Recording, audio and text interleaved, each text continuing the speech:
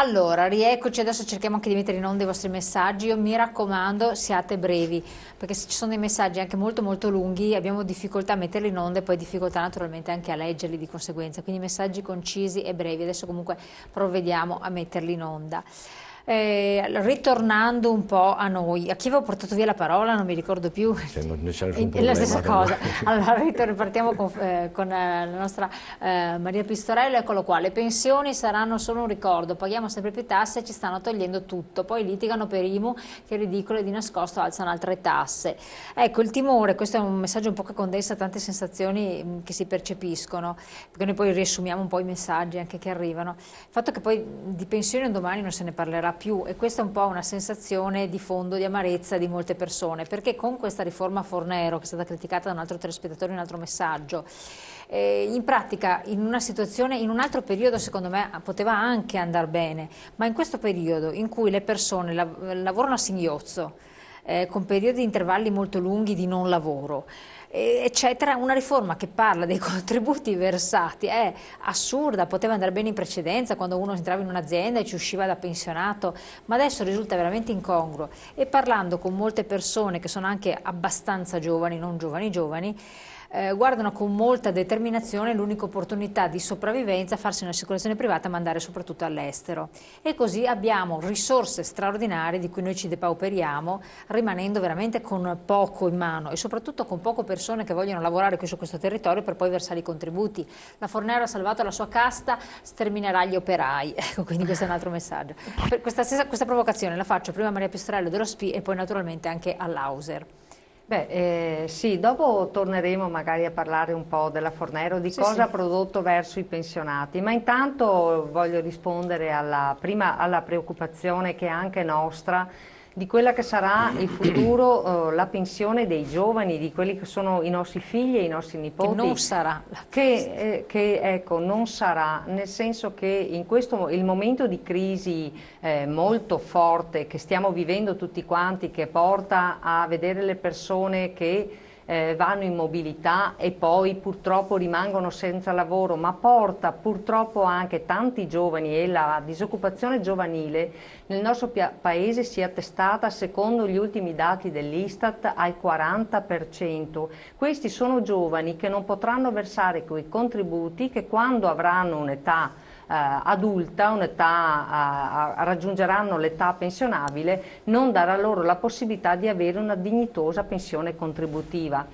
Tenuto conto anche che il sistema contributivo in vigore da adesso è quello in vigore per coloro che vanno a lavorare adesso, o più precisamente che che hanno cominciato a lavorare dal 1° gennaio del 1996. Per tutti questi la pensione sarà calcolata col sistema contributivo, cioè tu tanti contributi hai versato e su quelli calcoliamo quanta pensione ti spetta, quindi in rapporto a questo le pensioni saranno sicuramente più basse di quelle in vigore prima, calcolate col sistema retributivo che faceva riferimento a un tot di anni di retribuzione, quindi sarà molto penalizzante per i nostri giovani. Da una parte abbiamo proprio la crisi che non dà lavoro, i giovani che andranno al lavoro sicuramente più tardi, le pensioni calcolate in questo modo.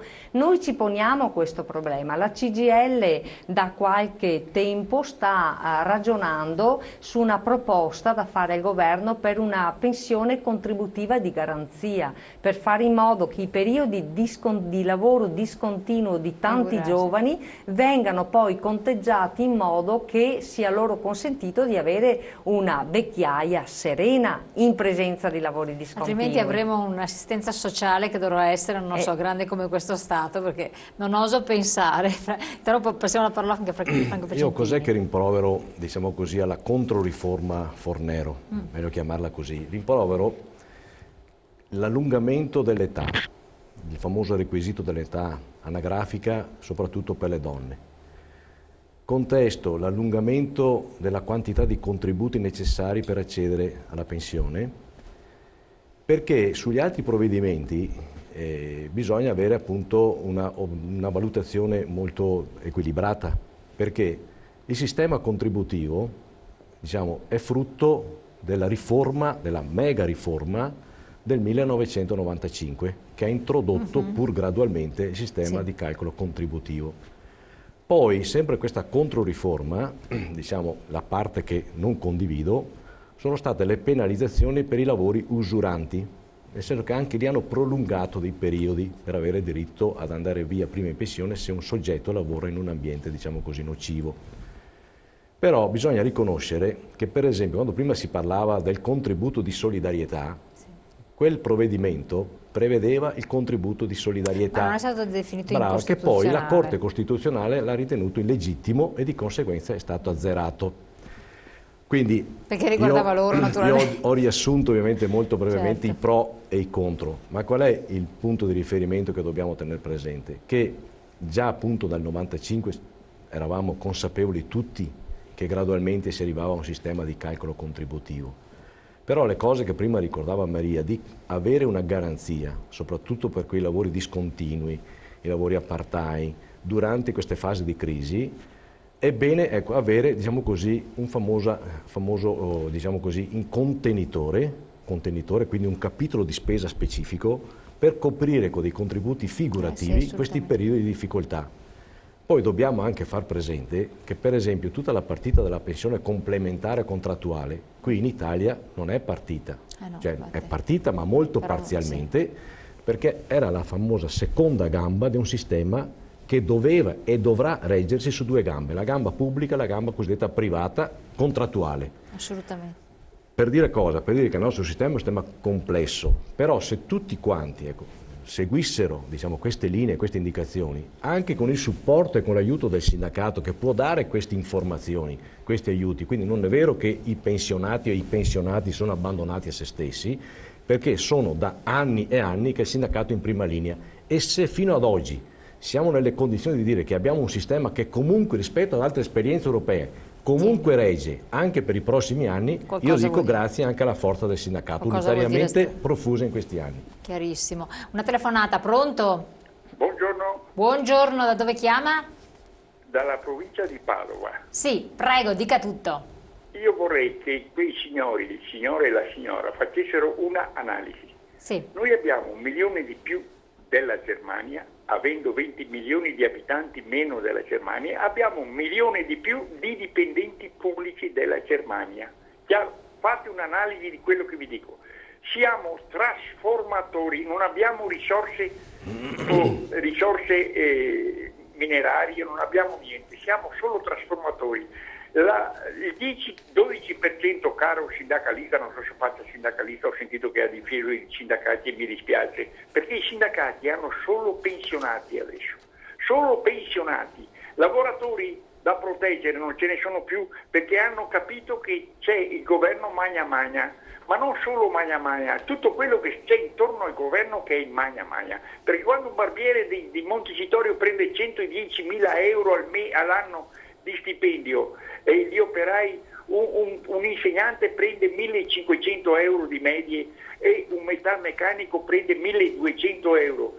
Stiamo andando a farsi friggere, signore. È inutile che Letta dica c'è una ripresina, col cavolo c'è la ripresina, rimbocchiamoci le maniche noi austro-ungarici e andiamocene via, perché noi austro-ungarici, cioè Triveneto e Lombardia, manteniamo il resto dell'Italia. Buongiorno a tutti. Grazie del suo intervento, grazie, buongiorno.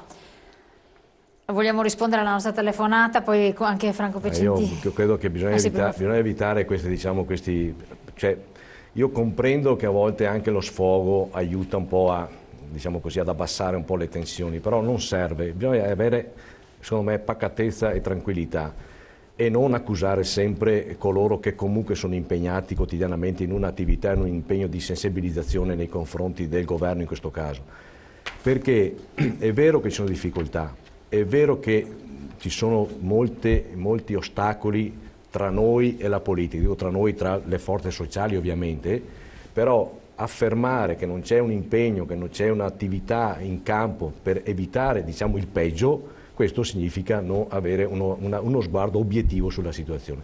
Detto questo, io credo che un sistema come il nostro vada rivisto complessivamente introducendo dei criteri di equità e di giustizia. Prima avete ricordato dei fattori che sono veramente inaccettabili, anche se, anche qui per obiettività, sono circoscritti ad alcuni, diciamo, numeri limitati, però sono degli esempi negativi, perché non è pensabile che una persona possa avere appunto 7, 8, 10 mila euro al mese di pensione e altri ne hanno 500 sì, e poi ne difficoltà. Questa è la disparità.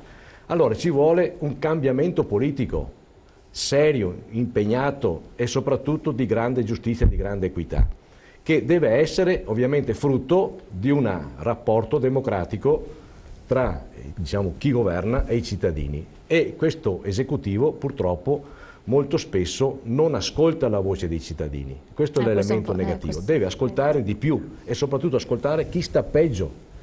E io penso che sia bene che questa voce della gente sia ascoltata non soltanto a Roma, ma anche nelle nostre sedi di potere locale.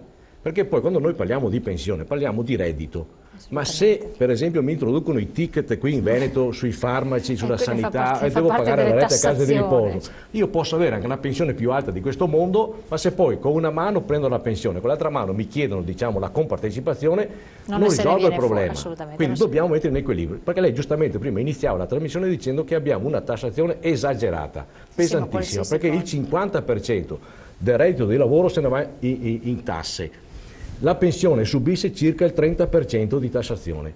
L'esempio della Germania, prima che veniva indicato, in Germania le pensioni non sono tassate, se no in maniera molto minima. In Francia lo stesso. Ma non è tanto poi il discorso, cioè è gravissimo il discorso che tu vedi la busta paga, la pensione lorda e netta. Se io percepissi i 1.500 euro al mese senza tassazione, avrei una pensione, diciamo, dignitosa. Esatto, ma il problema è poi, tra l'altro, che rendiamoci conto che continuano a tirare fuori, che su tutto paghi le tasse, a parte l'IVA aumentata, non se ne parla, ma l'IVA aumentata di 2 punti, perché se facciamo i conti sono 2 punti, i prezzi che magari sono stati ricalcolati, eccetera, ma poi su qualsiasi cosa, perché le immondizie, questo, cioè, adesso tutto, l'autostrada. Cioè, adesso parlano di aumentare l'accisa sulle benzine. L'accisa sulle benzine, c'è una tassa continua, quindi ci stanno veramente prendendo in giro, in realtà siamo oberati. Sì, io voglio ricordare a questo proposito un dato, perché la spesa per pensioni, diceva prima Franco, è di poco più di 270 miliardi all'anno a livello nazionale. E lo SPI-CGIL ha fatto una ricerca, no, su quanto nel biennio 2012-2013, che è il biennio in cui la Fornero ha bloccato la rivalutazione delle pensioni sopra le 3 volte al minimo, cioè sopra i quasi 1.500 euro mensili lordi. Forse se lo ricordano molto bene. Cosa hanno versato i pensionati di tasse di IRPEF a livello nazionale nel biennio 2012-2013? Abbiamo una grafica? No, non di questo, dopo di un'altra cosa che dirò. I pensionati hanno versato al fisco 101 miliardi di euro per l'IRPEF nazionale, l'addizionale regionale e l'addizionale comunale, 101 miliardi di euro. E poi ricordo invece, e qui abbiamo la grafica su quanto hanno perso le fasce di reddito per effetto della perdita del potere vediamo d'acquisto. Adesso se mandano il congelamento della contingenza. per il congelamento della perequazione nei 2 anni. Allora, intanto questo blocco della perequazione ha fatto sì che l'INPS non pagasse 8 miliardi di euro a questa tipologia di pensionati. Eccolo qua, questa è la grafica giusta. Una pensione di 1.500 euro mensili lordi, per il blocco lordi, sto parlando di lordo, per il blocco della perequazione nei 2 anni ha perso nel biennio 1.612 euro, soldi che non prenderà mai più, e stiamo parlando 1.500 euro mensili lordi, è la pensione di un magari operaio che ha lavorato in fabbrica 40 anni, poi vediamo uno che ha 2.000 euro mensili lordi, nel biennio ha perso 2.080 euro, vuol dire che questi soldi lui li ha persi, non li riprenderà mai più. Ma quello perché noi non vogliamo che la legge di stabilità tratti ancora le pensioni, la previdenza come un bancomat a cui attingere? Perché la modifica che hanno proposto farà perdere ai pensionati del Veneto, e questa è l'altra grafica, se è possibile mandarla, farà perdere ai pensionati Ecco. nel triennio, no, Questa è un'altra successiva, ancora, adesso la vediamo. questa è quella che abbiamo visto appena prima. Questa è la proposta del governo Sì, Letta. questa ce n'è ancora un'altra, ma non importa, dai, lo dico io che l'ho scritto qui. Se va in porto la riforma contenuta nel disegno di legge di stabilità, beh, questa Queste è sono le importantissima, anzi prego la regia di lasciare questa perché sono le proposte, le nostre proposte. Noi vogliamo più equità, vogliamo come fare per avere i soldi poi, perché non andarli a prendere dalla previdenza? Ci vuole una seria riforma del fisco, perché abbiamo visto cosa versano i pensionati e poi i lavoratori, perché noi qui dobbiamo ricordare anche le tasse che tanti lavoratori versano, lavoratori dipendenti, che non evadono perché naturalmente le tasse vengono prelevate all'origine e che quindi hanno l'impossibilità, no, di evadere. No, volevo solo finire la pubblicità sul dato. che incombe, Sì, esatto. dico solo cosa ci rimetterebbero i pensionati del Veneto nel triennio 2014-2016. Oltre 140 milioni di euro. Fantastico. E andiamo pure in pubblicità. Abbiamo capito. Con questa fantastica notizia, pubblicità, poi torniamo insieme e prendiamo con Franco Piacentini. Tra poco.